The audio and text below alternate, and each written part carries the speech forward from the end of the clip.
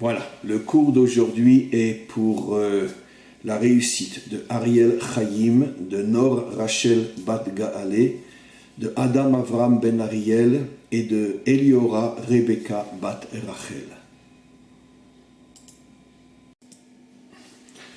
Bonjour à tous et à toutes. Comme je l'ai déjà mentionné, on est en ce moment dans une période qu'on appelle la période du Homer, mais il y a une particularité dans cette période-là, c'est que les 33 premiers jours sont marqués par une forme de deuil en souvenir de la disparition des 24 000 élèves de Rabbi Akiva. J'ai déjà consacré un cours sur ce sujet, je ne vais pas revenir sur la raison pour laquelle les 24 000 élèves de Rabbi Akiva sont morts pendant cette période-là, mais ce qui est très important, c'est que finalement ça n'a duré que 33 jours, jusqu'au jour qu'on appelle l'Akba Omer, le 33e jour du Homer.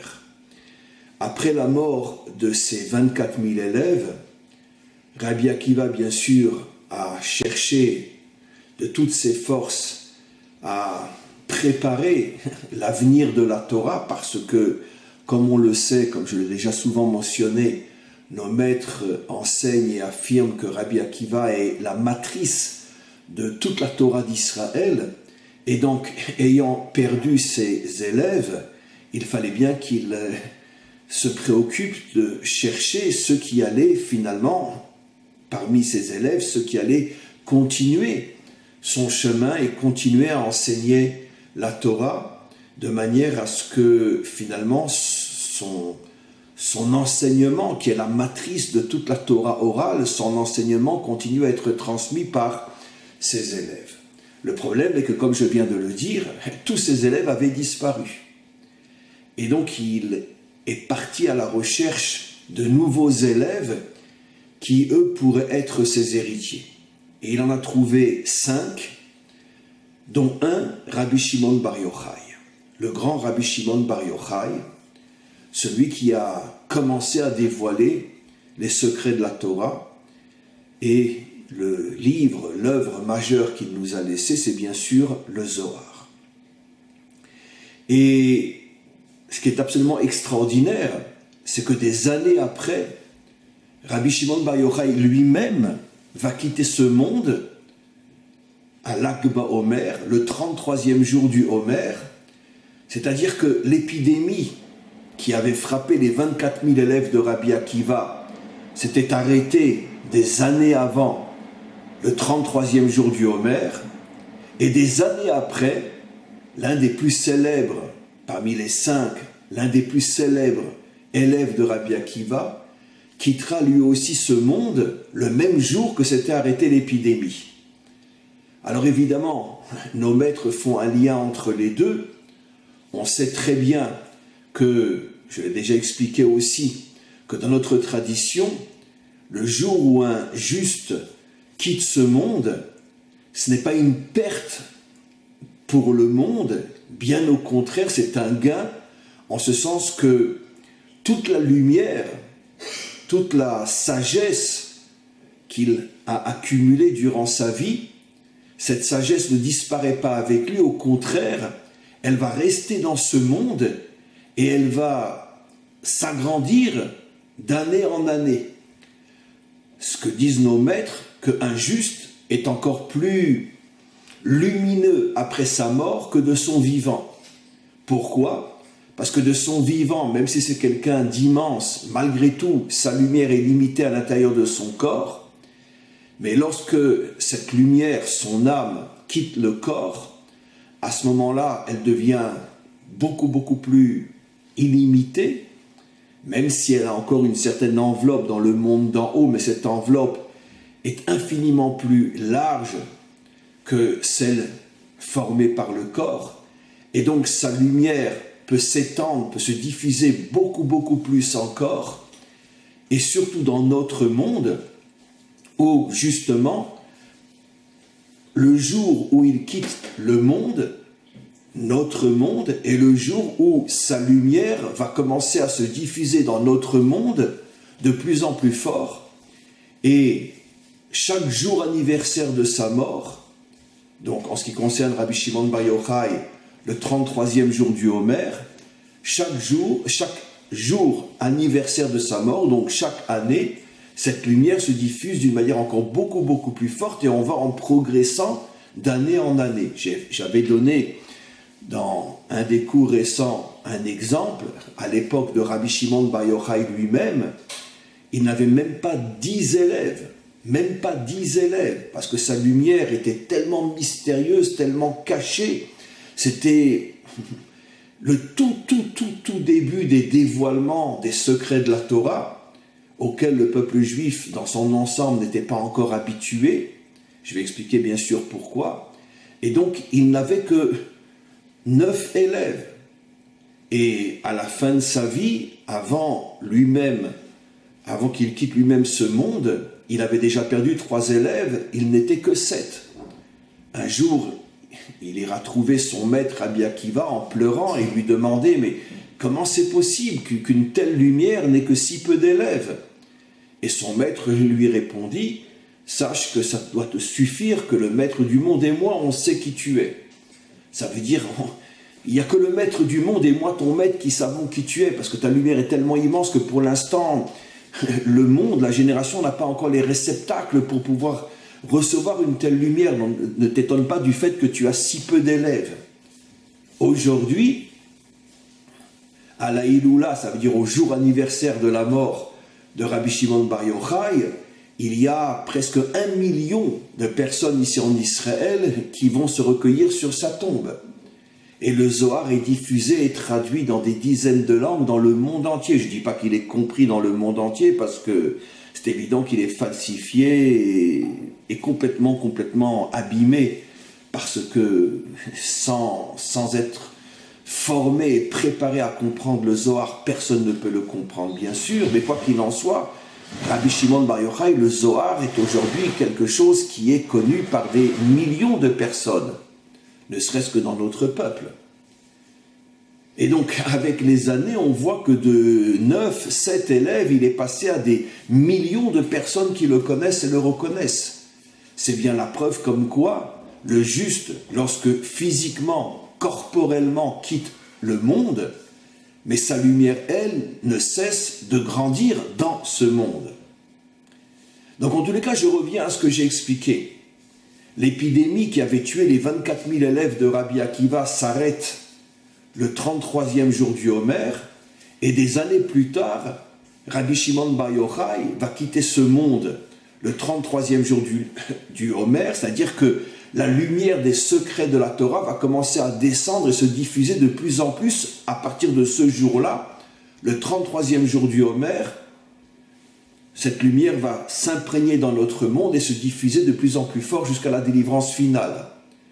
Rabbi Shimon Bar Yochai lui-même dira que la véritable profondeur du Zohar n'aurait été compris qu'à son époque, lui et ses quelques élèves, et cette lumière sera à nouveau comprise, et cette fois-ci diffusée dans le monde entier, à l'époque du Mashiach. Ça veut dire qu'entre l'époque de Rabbi Shimon Bar Yochai et le Mashiach, même s'il y a de plus en plus de personnes qui reconnaissent, qui connaissent, qui étudient le Zohar, malgré tout, la véritable compréhension profonde, le véritable développement de cette lumière qui amènera la délivrance du monde, Rabbi Shimon Bar Yochai le dit lui-même dans l'introduction du Zohar, que lorsque la lumière du Zohar se diffusera et sera véritablement intégrée et comprise dans le monde, à ce moment-là viendra la délivrance. Et qui va faire cela? Le Mashiach lui-même. Et donc, c'est une œuvre de laquelle finalement dépend la délivrance finale, telle que Rabbi Shimon Bar Yochai l'explique lui-même.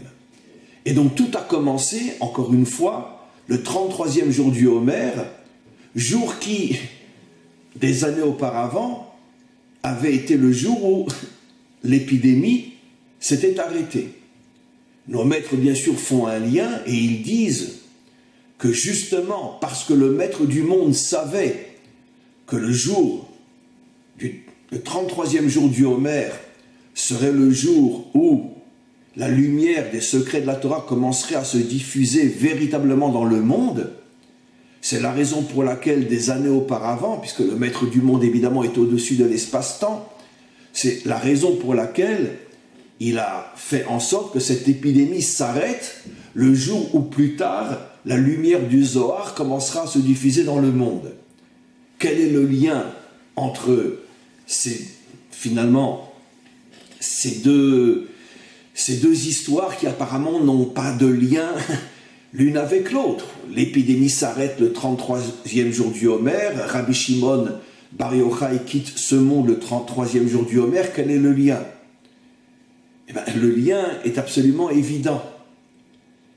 Cela veut nous faire comprendre que justement, comme je l'ai toujours expliqué, que les grands dévoilements de lumière se font toujours après une grande période d'obscurité.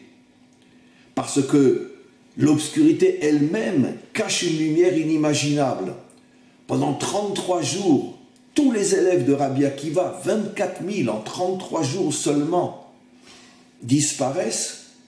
Nos maîtres expliquent que ça a été une période d'obscurité plus terrible encore que l'obscurité qui régnait au premier jour de la création, quand il est dit dans la Torah que l'obscurité recouvrait toute la face de l'univers jusqu'à ce que Dieu dise que la lumière soit. Et l'obscurité qui a touché le monde juif à ce moment-là était plus grande encore. Vous imaginez, c'était, on pourrait dire toute la survie de la Torah qui était remise en cause. Parce que si Rabbi Akiva n'avait pas retrouvé 5 élèves qui, d'une certaine manière, étaient à eux 5 aussi forts, si pas plus que les 24 000 qui étaient morts, si Rabbi Akiva ne les avait pas trouvés, ben, il n'y avait plus rien. La Torah se serait arrêtée.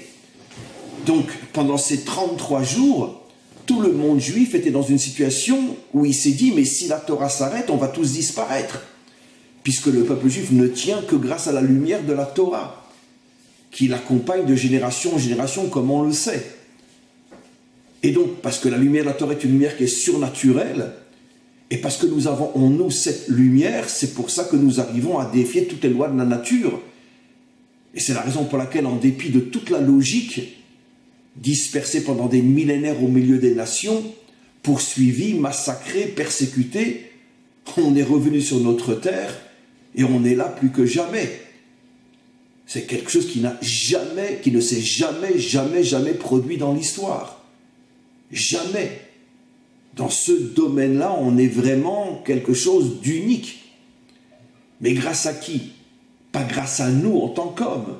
Grâce à cette lumière surnaturelle qui est en nous, qui est la Torah d'Israël, qui est la lumière d'Hachem. Et comme Hachem est au-dessus de la nature, celui qui a cette lumière, le peuple qui a cette lumière en lui, forcément est lui aussi au-dessus de la nature. Et donc, je reviens à ce que j'explique.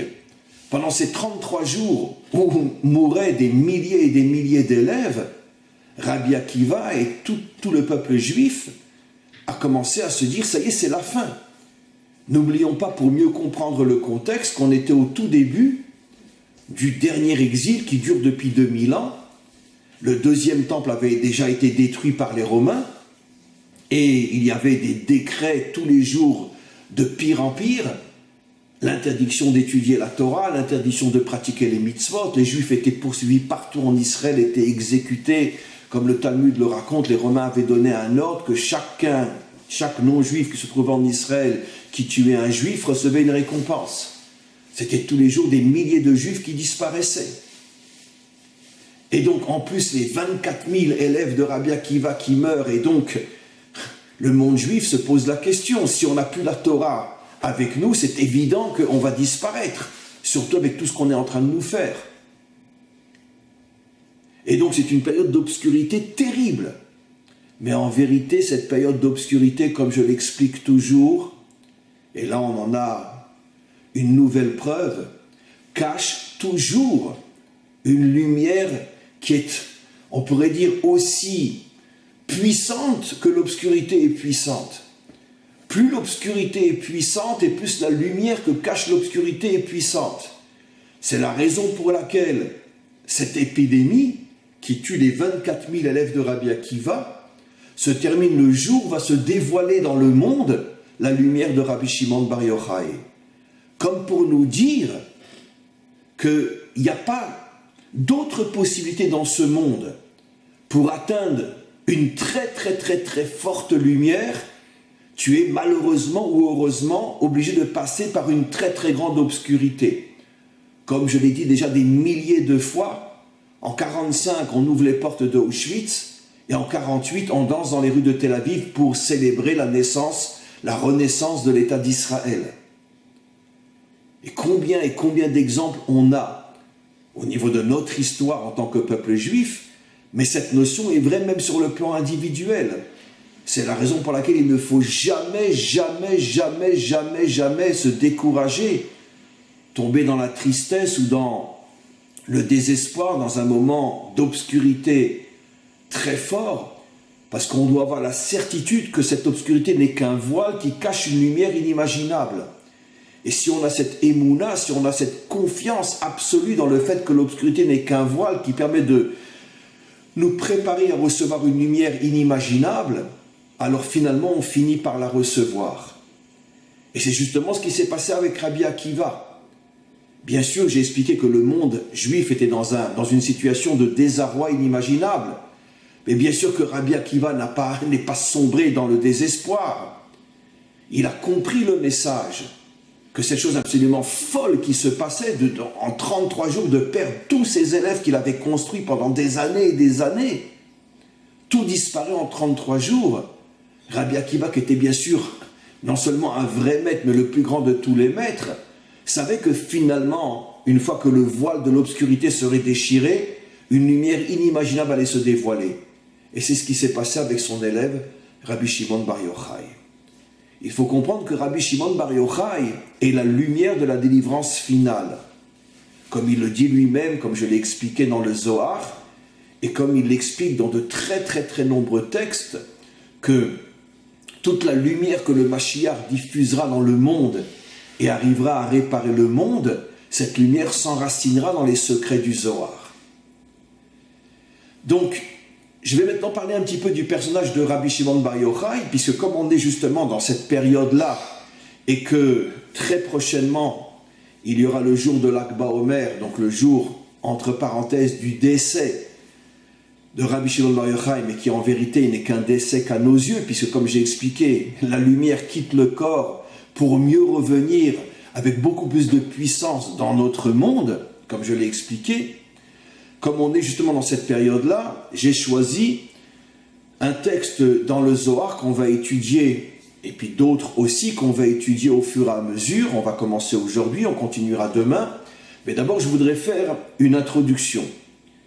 Il faut savoir que Rabbi Shimon Bar Yochai était un véritable guerrier, comme je l'ai expliqué il y a fort longtemps. Et comme on va le voir au tout début du texte que j'ai choisi, ce texte du Zohar, il y avait, puisqu'on était, comme j'ai expliqué, en pleine période de décrets terribles contre le peuple juif, au tout début de l'exil, le dernier exil, les Romains étaient d'une cruauté inimaginable à l'égard de tous les peuples, et particulièrement du peuple juif qui, dans sa nature, est toujours très rebelle à se plier à n'importe quel système qui existe dans le monde. Et donc la cruauté à l'égard des Juifs était pire encore qu'à l'égard des autres peuples. Et donc il y avait une grande discussion à l'intérieur du monde rabbinique, des grands maîtres d'Israël. Qu'est-ce qu'on fait ? On baisse un petit peu la tête pour alléger les souffrances ou on continue à se révolter et les souffrances ne cessent d'augmenter. Et donc il y avait une discussion parmi les grands maîtres authentiques d'Israël. Et l'un des plus grands avait dit qu'il fallait, en tout cas de l'extérieur, montrer une certaine soumission de manière à alléger, voire même peut-être même annuler tous les décrets inimaginables qui tombaient sur le peuple juif. Le seul qui a refusé et qui a dit non, on continue à se battre, même si ça va amener encore beaucoup plus de souffrance sur notre peuple, était précisément Rabbi Shimon Bar Yochai. Rabbi Shimon Bar Yochai n'était pas du tout, comme je l'ai souvent expliqué, un mystique spirituel dans une bulle illusoire qui plane au-dessus de la réalité, comme la plupart des religieux. Non, c'était un véritable guerrier, un homme qui était prêt à mener Israël dans la révolte, dans la lutte contre Rome. Malheureusement, ce qui s'est passé, c'est que sa prise de position contre Rome a été entendue par les Romains et sa tête a été mise à prix. Et c'est comme ça que finalement, il s'est enfui, il s'est caché pendant 13 ans dans une grotte, lui et son fils. Personne ne savait où il était. Les maîtres d'Israël savaient qu'il était caché quelque part, mais personne ne savait où il était. Et c'est précisément pendant cette période-là que, comme on va le voir, il avait tous les jours la visite de Eliyahu Hanavi. On va l'expliquer. Et c'est comme ça que finalement la lumière des secrets de la Torah a commencé à descendre dans le monde à travers lui, puis a été écrit le Zohar, et cette lumière ne cesse d'augmenter de génération en génération jusqu'à aujourd'hui avec toutes les autres étapes qu'il y a eu, le Ari Akadosh, le Baal Shem Tov, etc. Jusqu'au Mashiach qui lui dévoilera ses secrets tels que personne ne l'avait fait encore avant lui. Mais je veux rajouter aussi une autre notion. Pourquoi c'est précisément à cette époque-là que la lumière de la délivrance finale commence à scintiller dans le monde, même si au commencement c'était encore tellement fin que, comme je l'ai expliqué, Rabbi Shimon Bar Yochai n'avait que 9 élèves, et après que 7. Donc sa lumière n'était connue que par très peu de monde, mais en tous les cas comme une graine qu'on plante dans le sol. Et finalement, cette graine, au début, ce n'est qu'une toute petite graine. Mais avec le temps, elle donnera un arbre porteur de centaines de fruits qui eux-mêmes pourront être replantés et donner de nouveaux arbres et de nouveaux fruits. Ça veut dire qu'à partir d'une graine, tu peux arriver à des milliers et des milliers et des milliers d'arbres fruitiers. Puisque la graine va donner un arbre, tu peux prendre des fruits et replanter la graine qui vont donner d'autres arbres, et ceci à l'infini. Donc ça commence toujours avec presque rien. Mais pourquoi ça a commencé à cette époque-là justement? Parce que c'était effectivement, comme je l'expliquais, une période, à part le fait que les 24 000 élèves de Rabbi Akiva sont morts, c'était en soi pour le peuple juif une période terrible. C'était le début de l'exil, du dernier exil. Et comme nos maîtres nous disent, Kol hatralot kashot, tous les débuts sont très très difficiles. Les Romains agissaient avec une cruauté inimaginable à l'égard du peuple juif, et donc il y avait une obscurité terrible, et comme toujours, comme je viens de l'expliquer, c'est toujours au moment où l'obscurité est terrible que se cache une lumière qui est aussi puissante, si pas plus que l'obscurité elle-même. Ça, c'est le principe fondamental de l'histoire de notre peuple, et d'une certaine manière de l'histoire de l'humanité tout entière. Comme je l'ai toujours expliqué en blaguant, si les antisémites avaient compris ce principe, ils décideraient de nous laisser tranquilles pendant 1 siècle, et c'est comme ça qu'on disparaîtrait. Parce que quand on n'est plus soumis à des épreuves, on ne reçoit plus de lumière et on disparaît. Finalement, le plus grand génocide que les antisémites pourraient faire à l'égard du peuple juif, c'est de nous ficher la paix pendant des siècles. Et je vous garantis qu'on disparaîtrait tout seul. Mais comme, par définition, un antisémite est un idiot, même si on lui dit ce qu'il doit faire, il ne le fera pas. Et donc, en nous faisant souffrir, il nous amène, sans le savoir, une lumière inimaginable qui est cachée dans l'obscurité qu'ils font tomber sur nous. Et c'est grâce à cette lumière qui est cachée dans l'obscurité qu'ils font tomber sur nous qu'on est arrivé à traverser l'histoire. Et un jour, quand ce secret va être révélé, tous les antisémites de l'histoire se tireront une balle dans la tête en se disant « mais quels imbéciles on a été, on a tout fait pour permettre au peuple juif de continuer à exister, justement en le faisant souffrir. » Parce que sinon, ça fait longtemps qu'on aurait disparu. Quand un homme vit métro, boulot, dodo, il disparaît. Il n'y a que l'adversité qui nous permet de chercher en nous des forces inimaginables qui nous permettent de devenir presque surnaturels. Et surtout, et essentiellement, si on a la Torah avec soi. Donc on va commencer aujourd'hui ce texte qu'on continuera demain. Et ce texte commence justement avec ce que j'ai expliqué, ce qui s'est passé avec Rabbi Shimon Bar Yochai.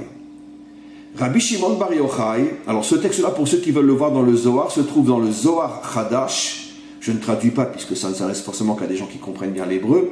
Zohar Chadash, Parshat Kitavo, la page Ain Gimel. Donc, Rabbi Shimon ben Yochai, Rabbi Shimon le fils de Yochai, son père s'appelait Yochai, Azille, a dû partir vers le Midbara d'Elod et s'est caché. Il a fui et il est arrivé dans l'endroit, une région dans le Galil qui s'appelait à cette époque-là la région de Lod. Veidganiz bechad me'arta, il s'est caché dans une grotte. J'ai déjà eu l'occasion avec mes élèves d'aller dans cette grotte. Aujourd'hui, c'est un village druze qui s'est construit autour de cet endroit. Et donc, on a eu l'occasion avec mes élèves d'aller. On ne peut pas rentrer dans la grotte, elle est fermée. Mais on s'est retrouvé devant la grotte où était caché Rabbi Shimon Bar Yochai, en Haute-Galilée, encore une fois dans un village druze aujourd'hui. Veidganiz bechad me'arta. Et il s'est caché donc dans une grotte où Rabbi Elazar Béré, lui et Rabbi Elazar son fils. Il est arrivé à prendre son fils avec lui et ils se sont enfuis tous les deux. Même son épouse, pendant 13 ans, ne savait pas où était son mari et ni son fils. Itraresh l'umnissa. Maintenant, ils sont entrés dans une grotte. Très bien, mais comment tu vas vivre pendant 13 ans dans une grotte? Alors, ils ont bénéficié d'un miracle. Venafak le uchad charouba. Un arbre a poussé dans la grotte, un caroubier. C'est-à-dire, pendant 13 ans, ils mangeaient des fruits du caroubier. Vechad mayana. Et une source d'eau aussi des Mayas est apparue dans la grotte. Achle me'ou charouba. Et ils ont mangé donc pendant des années uniquement de ces fruits du caroubier. C'est d'ailleurs pas des fruits très riches et très bons. Veshatan menun mayan, et ils ont bu de l'eau de cette source qui était apparue dans la grotte. Ave Eliaou zachor letov atelun bechol yoma trezimne. Eliaou, on va en parler tout de suite, le prophète Eliaou venait leur rendre visite tous les jours, 2 fois par jour. Veolifloun, et c'est avec lui qu'ils ont appris les secrets de la Torah et ont commencé à dévoiler la lumière du Zohar. Velo yada inishbeu, et personne ne savait où ils étaient. Parlons un petit peu d'Eliaou. Vous savez que dans notre tradition, Eliaou, donc qui au départ, à l'époque biblique, est le prophète Eliaou, celui qui s'est battu contre les idoles à l'époque du roi Achav, et qui était poursuivi par, entre autres, l'épouse du roi Achav qui s'appelait Isabelle, et donc une vie très très difficile, constamment poursuivi, sa tête était constamment mise à mort, et finalement lui-même est mort d'une manière très, on pourrait dire, surnaturelle. On connaît le texte biblique, il avait un élève qui va continuer son chemin après, le prophète Élisha, et le prophète Élisha, au moment où son maître Eliaou est mort, il l'a vu monter, il n'a pas été enterré, il est monté avec son corps vers le ciel, et c'est comme ça qu'il a disparu des yeux de son élève. Il n'a jamais été enterré, puisque, encore une fois, d'après la tradition biblique, telle que c'est marqué dans la Bible, il est monté corps et âme vers le ciel. Alors, il y a bien sûr des explications inimaginables. Pourquoi il est mort de cette manière?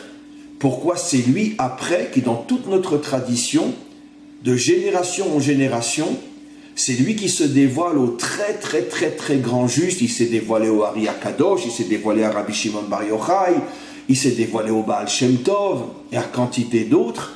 Il revient dans chaque génération et il se dévoile au grand juste 1, 2, 3 dans chaque génération, et il leur dévoile par rapport au contexte, par rapport à l'homme, par rapport au réceptacle bien sûr, et il leur dévoile les secrets de la Torah. Et tout ça dans le but de préparer la délivrance finale. Alors il y a tellement de choses à dire à ce sujet-là que Je ne pourrais pas tout dire, mais rappelons-nous que dans notre tradition, Eliyahu Hanavi est celui qui vient annoncer le Mashiach. Ça veut dire quoi, il vient l'annoncer? Il ne faut pas le prendre à la lettre. Il ne va pas venir avec une trompette et faire tout, le Messie arrive. Non. Il vient l'annoncer, c'est-à-dire qu'il vient le préparer. Puisque la délivrance finale dépend entre autres du dévoilement des secrets profonds de la Torah qui vont arriver à convaincre la grande majorité de l'humanité de la véritable existence et de la véritable compréhension et de la véritable identité de Dieu, parce que son identité a été falsifiée par toutes les religions jusqu'à aujourd'hui. C'est la raison pour laquelle l'un des versets les plus célèbres qui parle de la délivrance finale nous dit en ce jour, son nom sera un, c'est-à-dire son identité sera une, son identité ne sera plus falsifiée, morcelée par toutes les religions qui ont traversé l'histoire, mais il y aura une identité qui sera reconnue par toutes les nations, et cela dépend du dévoilement des secrets profonds de la Torah qui vont dévoiler la véritable identité du Maître du monde. Et quand on dit que Eliyahu vient annoncer le Mashiach, ça veut dire que c'est lui qui vient préparer sa venue. C'est la raison pour laquelle dans chaque génération, il revient pour enseigner la Torah authentique, profonde, cachée à ceux qui le méritent dans chaque génération, de manière à ce que dans chaque génération, cette lumière se transmet jusqu'à la vue du Mashiach. Alors, pourquoi lui? Et d'abord, une autre question, ça veut dire quoi il revient? Alors, je m'excuse de vous dire, vous me connaissez, je ne suis pas un mystique qui vit dans les nuages, je suis quelqu'un de très concret, mais même si je suis quelqu'un de très concret, il y a des choses surnaturelles auxquelles j'adhère entièrement et que je suis prêt à transmettre. On sait très bien que la mort n'existe pas. La mort est un pur fantasme, parce que nous, quand on voit quelqu'un qui meurt, en vérité, on voit le corps s'arrêter de bouger, mais le corps n'est que l'enveloppe. Et où est l'âme? Évidemment que l'âme est toujours là. Et on sait dans notre tradition, je l'ai déjà enseigné, que l'âme peut revenir dans ce monde, et pas forcément sous la forme d'un corps, et se dévoiler à des justes qui ont une sensibilité spirituelle suffisamment élevée pour pouvoir percevoir une âme. On a dans le Talmud, dans le Zohar, des milliers d'histoires qui nous disent que de très très grands maîtres percevaient une âme d'un très grand juste qui revenait dans ce monde et qui se manifestait à ces grands justes. Alors bien sûr, il s'agit d'hommes qui ont une sensibilité spirituelle d'un niveau qu'on ne peut même pas imaginer. Mais par exemple, dans notre tradition, et j'y adhère et j'y crois à 2 milliards de pourcents, on nous dit que le Baal Shem Tov, pendant des années, avait pour maître, qui lui enseignait tous les jours la Torah, le fameux prophète Achia Ashiloni, qui a vécu, qui vivait à l'époque du roi Salomon et après. Ça veut dire que des millénaires après, comment peut-il être le maître du Baal Shem Tov? Parce que le Baal Shem Tov avait un niveau spirituel qui était tellement élevé qu'il a été capable de se connecter à cette âme qui revenait dans ce monde et avec laquelle il a appris la Torah pendant des années, ce qui a fait de lui le Baal Shem Tov. Le Ari HaKadosh lui-même avait des dévoilements d'Eliyahu Hanavi pendant des années. Rabbi Chaim Vital, l'élève du Harizal, le Harizal est mort très jeune, à l'âge de 38 ans, mais Rabbi Chaim Vital lui-même enseigne et a écrit un livre qu'on peut lire, qu'on peut voir, où il dit que pendant des années, tous les jours, l'âme de son maître revenait chez lui et ensemble, ils continuaient à étudier la Torah. Parce que l'âme est là. Le corps n'est qu'une enveloppe. Comme ma chemise n'est qu'une enveloppe de mon corps qui n'est lui-même que l'enveloppe de mon âme. Alors évidemment, des gens comme vous et moi, on ne peut pas capter une âme. Mais Rabbi Chaim Vital, oui. Le Baal Shem Tov, oui. Rabbi Shimon Bar Yochai, oui. Alors maintenant, cette âme revenait, elle descendait dans la grotte, et ils étudiaient pendant 13 ans, tous les jours, 2 fois par jour, ils étudiaient la Torah. Et Eliyahu Hanavi est d'une certaine manière celui qui est préposé, celui qui a été nommé par Dieu pour transmettre les secrets puissants, profonds, cachés de la Torah. Pourquoi lui? Alors il y a bien sûr une infinité de raisons. D'abord, il faut se rappeler ce que nous enseignent nos maîtres, que Eliyahu, en a vu lui-même, était le Gilgoul, la réincarnation de Pinchas. Pinchas à l'époque de Moshe, qui a tué Zimri, qui se débauchait avec une fille de Moab et qui avait entraîné avec lui des milliers d'autres juifs à se débaucher avec toutes les prostituées que Moab avait introduit dans le peuple juif afin de faire tomber le peuple juif. Effectivement, 24 000 morts à cause de cette faute-là. Mais Pinchas est celui qui a mis fin à ce qui était en train de se passer en tuant finalement l'un des leaders de cette débauche qui était Zimri, le chef de la tribu de Shimon. Et donc Pinchas était un véritable guerrier qui a compris qu'il y a des fois dans la vie où pour arrêter quelque chose de très très grave, tu n'as pas d'autre choix que d'agir avec violence. Et il va se réincarner dans Eliyahu.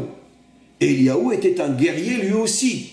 Il s'est battu, a mis sa vie en danger véritablement pour se battre contre l'idolâtrie.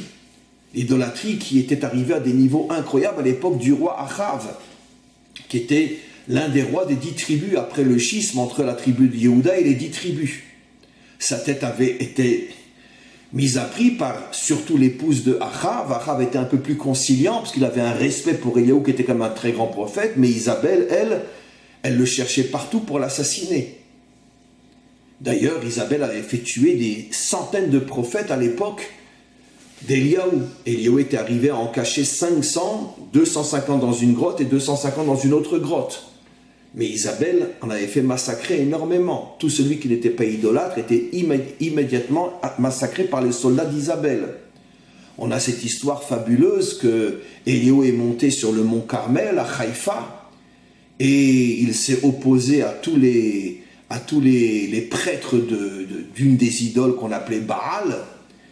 Et il est arrivé à montrer que toutes leurs idoles étaient fausses, vous connaissez l'histoire, et que seul le Dieu d'Israël était le vrai Dieu.